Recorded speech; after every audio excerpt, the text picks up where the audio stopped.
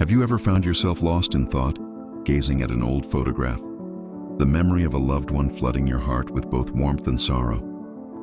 Or perhaps you've stood in a quiet cemetery, looking up at the vast expanse of the sky and whispered a question into the wind. Will I ever see them again? Will I recognize them? This question, born from the depths of grief, touches one of our most profound human longings, the hope of reunion. It's a question that echoes through the ages, and thankfully, the Bible offers us not just a whisper of hope, but a resounding promise of joyful recognition in the life to come. This hope is not a new one. It is woven into the very fabric of the Old Testament. Consider the story of King David. After the death of his infant son, his servants were astonished to see him rise from his mourning, wash, and eat. When they questioned him, David's response was filled with a remarkable, forward-looking faith.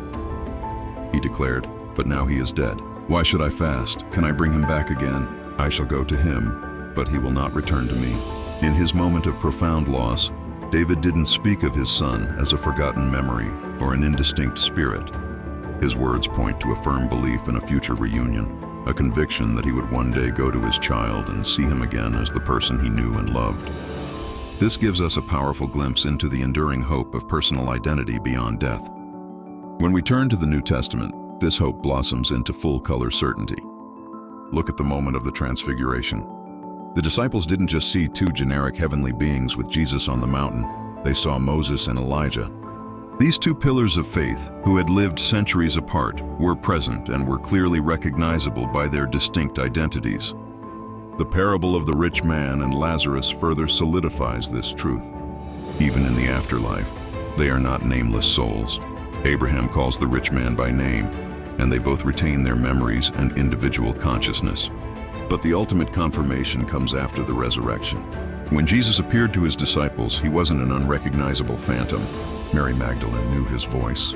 Thomas touched his wounds, and the disciples on the road to Emmaus recognized him in the breaking of the bread. He was the same Jesus they had followed, loved and mourned, risen and glorified, yet unmistakably himself. This points to a beautiful promise. In heaven, we will be given glorified bodies. Think of a caterpillar's transformation. It doesn't cease to exist. Rather, it is changed into a glorious butterfly, a more complete and perfect version of its former self, yet retaining its essential identity. This is the promise for us. The Bible tells us in 1 Corinthians that what is sown as a natural body will be raised a spiritual body. We won't be ethereal, faceless spirits floating in a void. We will be more ourselves than ever before, perfected, healed, and freed from the pain, sickness, and sorrows of this world. Imagine seeing your loved ones again, their faces radiant with the peace and joy of heaven, their unique personalities shining brighter than ever. They will be recognizable, whole, and glorified. Therefore, the final reunion will be a moment of unparalleled joy. It will be more than just a vague awareness of presence. It will be a deeply personal and recognizable homecoming. Picture a landscape bathed in eternal light, where laughter replaces tears and joyful embraces erase years of separation. This is the promised reunion. Walking, talking, and fellowshipping with those we have missed so dearly, all in the perfect presence of our Savior.